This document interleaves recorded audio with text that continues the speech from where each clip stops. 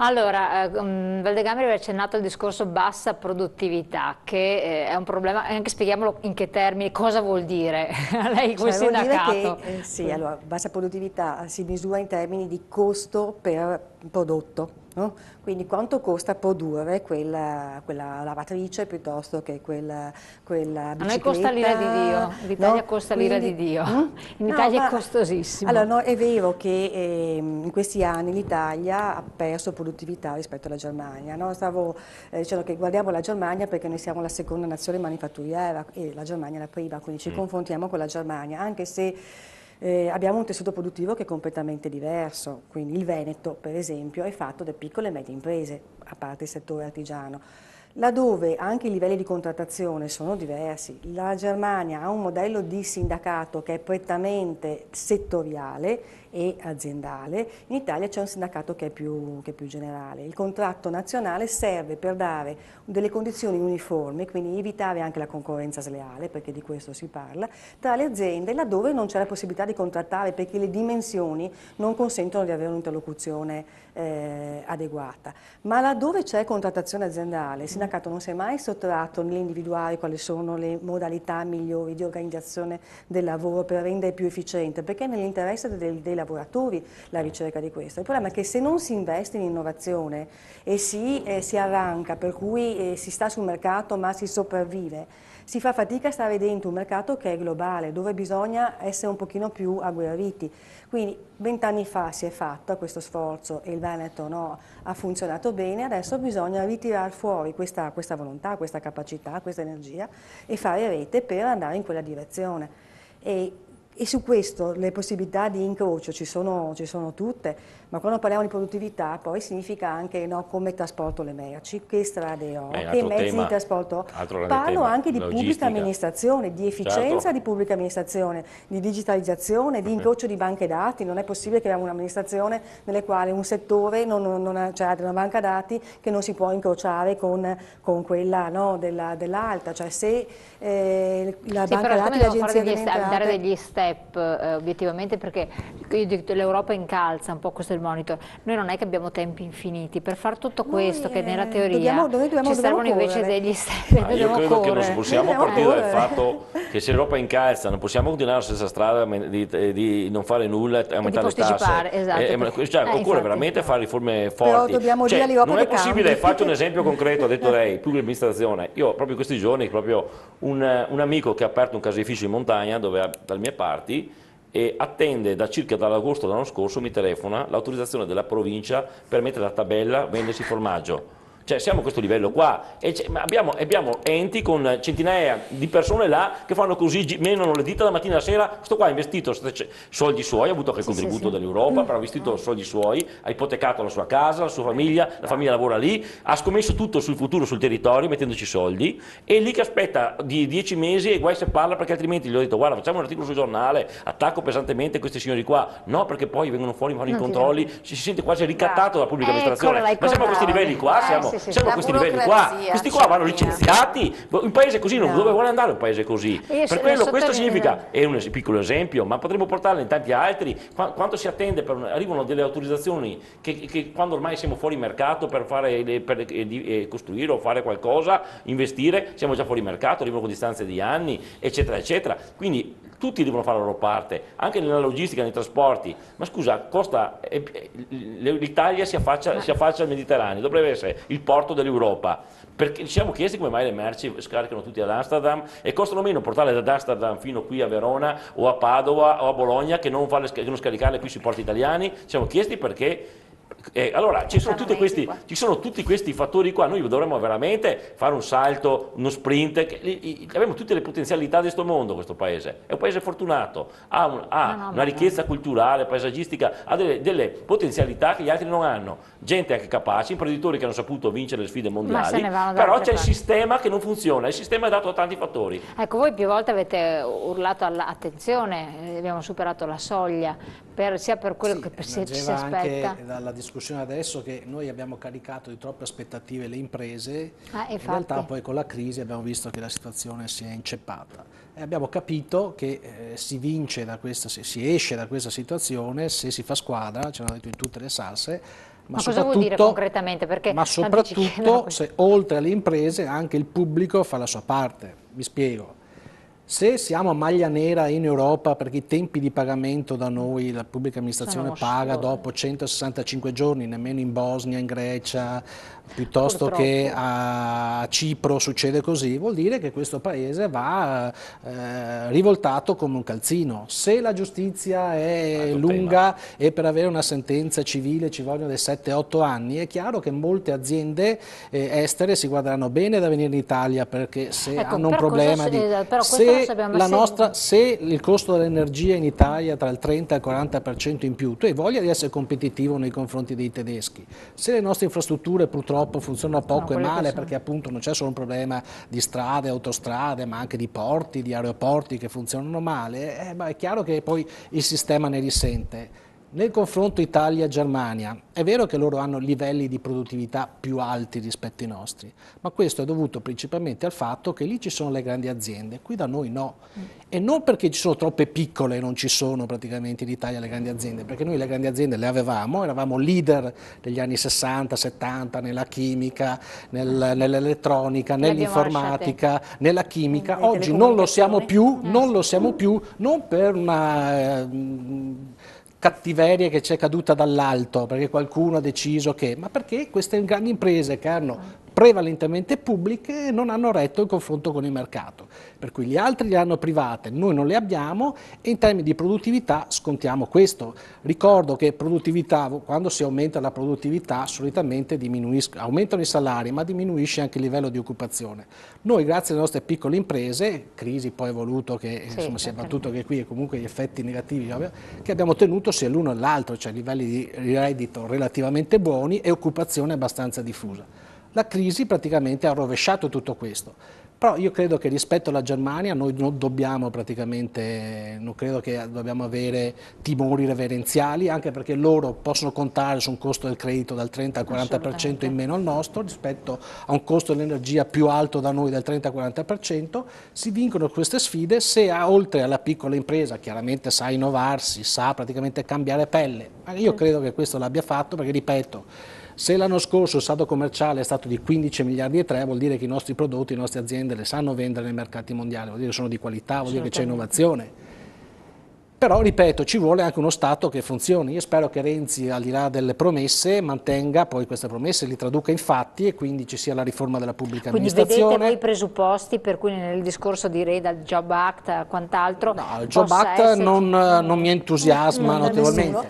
Parla di riforma della pubblica amministrazione, la presenterà fra qualche giorno. Io spero che noi abbiamo bisogno di ridurre il costo della macchina pubblica, di renderla più efficiente, di rendere questa macchina più efficace, di renderla a supporto delle imprese. Se non succederà questo, probabilmente gli effetti della crisi saranno più lunghi qui che altrove. Quello che a me dispiace, quando adesso voglio vedere Renzi cosa farà, perché per quanto riguarda la pubblica amministrazione mi sembra di vedere nell'impresa invece dipendenti di serie A, dipendenti di serie B.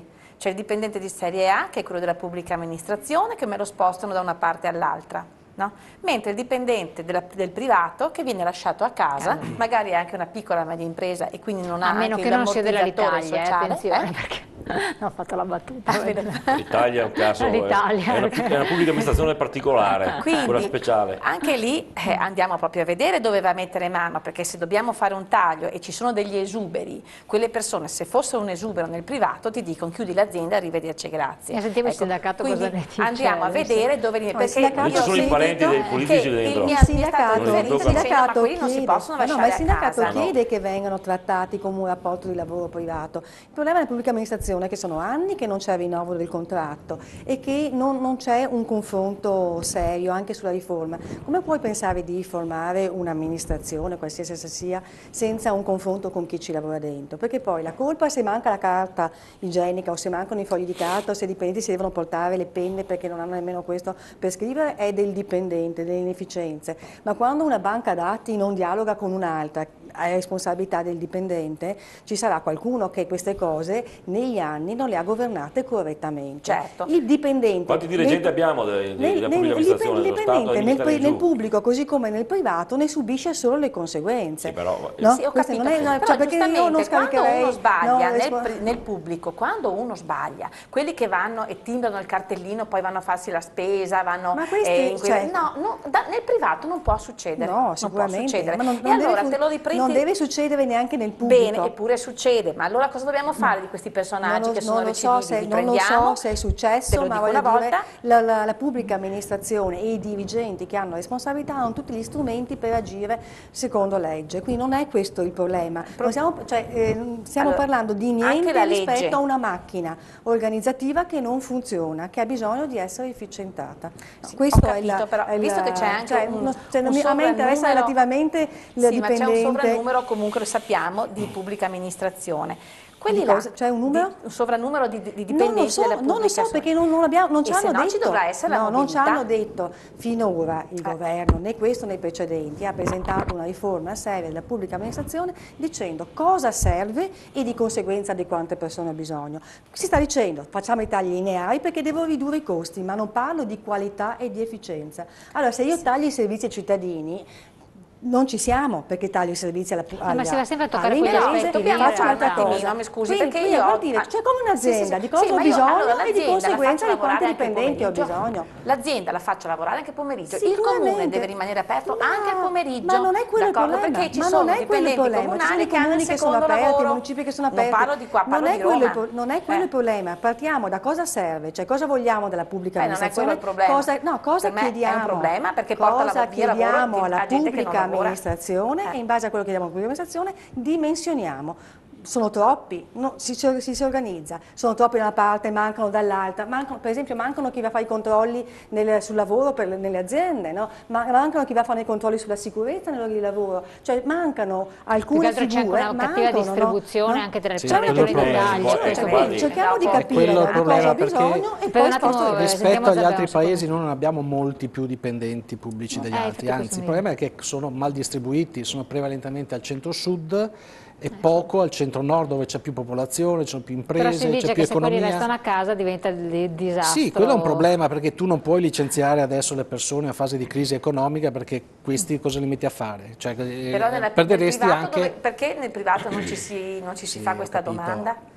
Ho capito, però non è che... Mi scusi, ma io tutelo sì, no, ma scusi, lei tra i suoi clienti avrà anche dei dipendenti pubblici, credo, adesso esagero, però voglio dire, è chiaro che se quelli lascia a casa, quelli non comprano più, non spendono più, gli dovrai dare un'indennità di disoccupazione. Clienti di serie A, clienti di serie B, perché lo Stato sto facendo un ragionamento abbastanza aperto, perché siamo tutti d'accordo, se si risolvesse il problema, lasciamo a casa tutti i dipendenti pubblici, esploderemo? No. Allora bisogna, credo, ragionare. Che le cose siano bilanciate. Sì, bisogna ragionare in maniera intelligente e capire che in fase di crisi economica tu non puoi lasciare a casa le persone, siano esse pubbliche e private. Prova ne sia, certo, è così, ma prova ne sia che da 4 anni a questa parte anche le piccole imprese hanno gli ammortizzatori sociali, la cassa integrazione in deroga, che prima non c'era per i dipendenti degli artigiani e dei commercianti, è stata estesa proprio per dare un sostegno a reddito a queste persone. Perché si è capito che non puoi lasciare a casa le persone in una fase di crisi economica, perché è vero che molti magari posti di lavoro sono inventati nel pubblico, però se tu li lasci a casa probabilmente quelle persone là hai bisogno di dargli un sostegno al reddito che ti costa di più che non lo stipendio, quindi bisogna ragionare anche in questi termini. Detto questo, è indubbio che ci vuole una riforma della nostra pubblica amministrazione. Io credo che il grosso problema è la cattiva distribuzione. Cosa è successo in passato? Che tu avevi nei concorsi al nord, avevi che li vincevano prevalentemente le persone del sud che stavano qui 3 mesi, 6 mesi, poi chiedevano il trasferimento nel paese nativo e quindi praticamente sovraccaricavano la presenza al sud e ti sguarnivano al nord e quindi eri sempre in una situazione di difficoltà. Guarda, non ci sono molti sguarniti, guarda, sentiamo che nei comuni qui, io ho fatto un'analisi. Ma c'è pubblica amministrazione, c'è l'INA, abbiamo una spesa di personale, comune di Padova, uno a caso, guarda, comune Verona, sono stato a guardare i bilanci del Ministero degli Interni, abbiamo una spesa di personale per abitante superiore a tutte le città della Calabria e della Puglia, quindi non stiamo sempre a guardare il sud, l'est e ovest, vuol dire che anche qui ci sono, se poi andiamo, no, spesa di personale, vuol dire che abbiamo un numero di dipendenti che in esubero ovunque, anche nei nostri qua, anche nei comuni qui del nord. La spesa ai dipendenti vuol dire perché, non perché sono di più, perché probabilmente i livelli apicali prendono di più, perché sono quelli che trascinano su. Beh, i livelli apicali, poi andiamo delle municipalizzate, vogliamo aprire il tema bidello, l'infermiere. Ma il problema è che è una colpa che ci siamo un po' cercati anche noi, perché noi quando si fanno i referendum contro le privatizzazioni, tutti là come pecore, e poi ci troviamo che dove c'è un dirigente ne paghiamo 5, perché bisogna nelle gestione delle acque, del gas, sono due cose completamente diverse. Dove siamo un dirigente ne paghiamo 5, succede Verona, Padova, Treviso, ovunque, destra, centro, sinistra, tutti capaci, e poi queste qua non sono tasse indirette che paghiamo noi, paghiamo tariffe più alte, più in efficienza, tutto il sistema veramente va rivisto a 360 gradi, e anche il tema, anche questi sono temi da vedere. Io credo che la responsabilità ce l'abbia la politica. Se abbiamo aziende in monopolio pubblico e fanno pubblicità pur essendo l'unico a vendere quel prodotto lì che si chiama acqua invece di, e usano i soldi. Cioè, tu mi stai parlando di storture, e qua siamo perfettamente da storture praticamente. Però insomma il quadro generale, se io guardo il dato medio, non è che noi abbiamo tanti più dipendenti degli altri. No, a livello europeo no. No, e ti dico che ne abbiamo di più al centro-sud, dove magari servono meno che al nord. Quindi il problema non è adesso assumere al nord, il problema è trovare un equilibrio per noi abbiamo bisogno di insegnanti, abbiamo bisogno di infermieri, abbiamo bisogno di medici, cioè sono tutta gente della pubblica amministrazione. Allora abbiamo bisogno anche di capire dove ci sono persone appunto che vanno ricollocate e riformate, come avverrebbe in altre aziende, perché un'azienda di grande dimensione, che vengono dal settore bancario, nelle banche hanno smantellato gli uffici centrali quando hanno aggregato le banche e li hanno mandati a fare le filiali. È chiaro che una persona che per 20 anni, 30 anni ha fatto un determinato lavoro ha dovuto riconvertirsi, è stato formato ed è stato mandato a fare altro. Però c'era un piano industriale, c'era un'analisi di cosa serve, dove vado a investire e riforma il personale. Non è la colpa del bancario o del personale se faceva un'attività che in quel momento non serviva più all'azienda, ma l'azienda si è fatta carico di riconvertire. Però nella pubblica amministrazione deve avvenire lo stesso. Chi è alle stelle faccia fatica ad andare giù alle stalle. Non è questo il problema. Organizzare faccia un po' fatica quando si è un po' abituati ad avere dei privilegi, ad avere certi tipi di stipendi. Noi siamo l'unico Stato al mondo, d'accordo, che riesce a liquidare dei dirigenti, d'accordo, con fior di milioni, ma questo non possiamo generalizzarlo rispetto alla quantità di impiegati pubblici che prendono uno stipendio che è paragonabile a quello della piccola impresa. Cioè, se parliamo quanto ci è costato questo paese sta l'Italia, e i sindacati difendono ancora. Cosa difendiamo lì? È indifendibile. Ma lì sono state delle scelte che qualcuno ha fatto. Cosa difendiamo? Ma e dove erano i partiti? Dov'era il governo in quel momento che ha fatto quelle scelte? L'errore. Dove continuiamo a prendere l'errore? Lì dentro ci sono gente raccomandati da un partito all'altro, dal sindacato, da tutti, e ora siamo ancora lì a tutelarlo. Quanti miliardi ha pagato? E pagano le imprese sane che sono schiacciate dalle tasse per chiudere, per mantenere su questi baracconi. Maledetta quella volta che Berlusconi è andato a dire per l'orgoglio nazionale salviamo l'Italia, ma l'avesse data ai francesi? Ecco, perché se allora, la sua responsabilità. Allora, detto questo, andiamo subito in pubblicità, poi ritorniamo.